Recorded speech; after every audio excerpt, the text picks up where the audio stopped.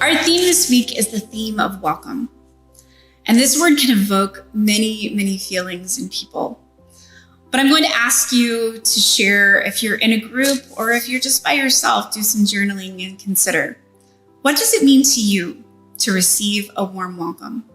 It can look a little different based on context. Receiving a warm welcome sets the stage for an encounter that we know will be gracious, that will be something that we will enjoy. One Christmas Eve, I noticed two young women enter into the sanctuary of the church that I was serving at the time. And as a pastor, you usually can recognize guests. They have a little bit of a nervous look to them. And also in smaller churches, I tend to know most of the folks who are walking through the door, so visitors are easy to spot. They made their way up kind of right into about the middle of the sanctuary and sat down and stayed for worship. And when worship was over, I approached them and asked what had brought them to worship that night. It's a common question I ask. I like to know, what brought you into our building? What was the thing that we did that helped you know that you were welcome here?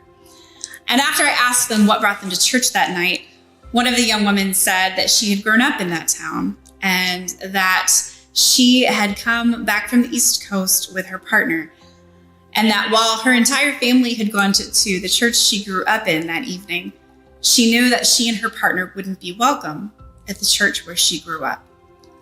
She said a little bit hesitantly, "I heard around town that we might be welcome here." And I assured her that they were absolutely welcome and that I was so excited that they had come to worship and that I was thrilled to have them there that evening. I then went on to say, "I hope that my folks have greeted you warmly."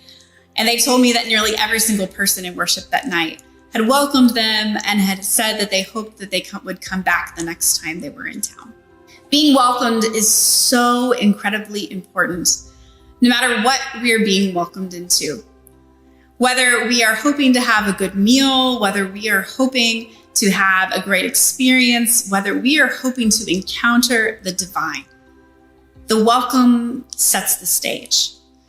It's how we know, is this a safe place? And once we've established that it is a safe place, we can be welcomed into God's kingdom. It's unlikely that the prophet Zephaniah received warm welcomes wherever he went. He was frequently sharing messages of doom and gloom, and no one is ever all that excited to welcome that person into the party. But Zephaniah, nevertheless, was prophesying about a time when the people of Judah would return home from their exile in Babylon. He assures them that God is still with them, that God has not abandoned them, and that God will welcome them back into God's graces anytime they hope to come. Our text from Luke today features Mary and what is called the Magnificat, which means magnify. So when Mary says, "I will magnify the Lord, my soul will magnify the Lord," the Latin for that is Magnificat, which is why our passage in Luke today has come to be called the Magnificat, which is Latin for "my soul will magnify the Lord," one of the phrases that Mary uses in this passage. I don't know about you, but I'm not necessarily sure that this is the welcome that a deity deserves. Mary does not live in the lap of luxury. She is a young, poor, unwed teenager who's expecting her first child. She is in a culture that is dominated by patriarchal structures, and she is living in a country that is occupied by a foreign nation. I'm not really sure that this is the circumstances that I would choose to come into the world. I don't necessarily know if that's where I would feel the warmest welcome.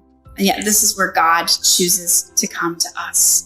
God chooses to come to humankind in this most unlikely of circumstances, despite the fact that this is not the warmest welcome humankind could provide for the divine. Mary's song of the Magnificat is welcoming God into the world. And she shares with us these amazing words of inspiration in which she assures all those who hear that God is coming to do something magnificent, unprecedented, and amazing in the world. She is welcoming the inbreaking of God's kingdom. In the book, I define feeling welcome with two distinct things: that we feel safe and that we feel wanted.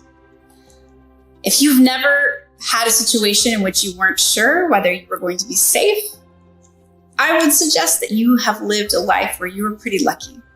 Because for a lot of folks, that is an important part of this definition. Is it safe to be who I am? Is it safe to share who I am with the people in this environment? The second part, am I wanted, is obviously pretty self-explanatory. We all experience wanting to be included in groups of people, to know that we are welcome in that space. Originally, when I started to write this book, I also included comfort as a part of welcome. And then I came to realize that that is not always the case. Sometimes we can be welcomed into situations where, for whatever reason, we feel uncomfortable with what is going on simply because it's outside of our own realm of comfort or because it's another culture, whatever the case may be. And so while comfort may be a part of a warm welcome, sometimes discomfort is also a part of an excellent welcome from others. A part of being welcome is that we then turn around and extend that welcome to others, which is what we are called to do as we continue to build the kingdom of God. We aren't welcomed into God's kingdom simply to just be wanted, to be safe. We are welcomed into God's kingdom to then turn around and extend that welcome to others. So we are invited to consider, how are you extending that welcome into God's kingdom to others in your life, to others in your community? Do you consider to be comfortable a part of a good welcome? Or do you agree with me that sometimes you can be a little bit uncomfortable but still feel welcome in a new situation? Are there times that you have known you weren't welcome, and other times when you had no doubt in your mind that you were being welcomed into someplace where you were loved?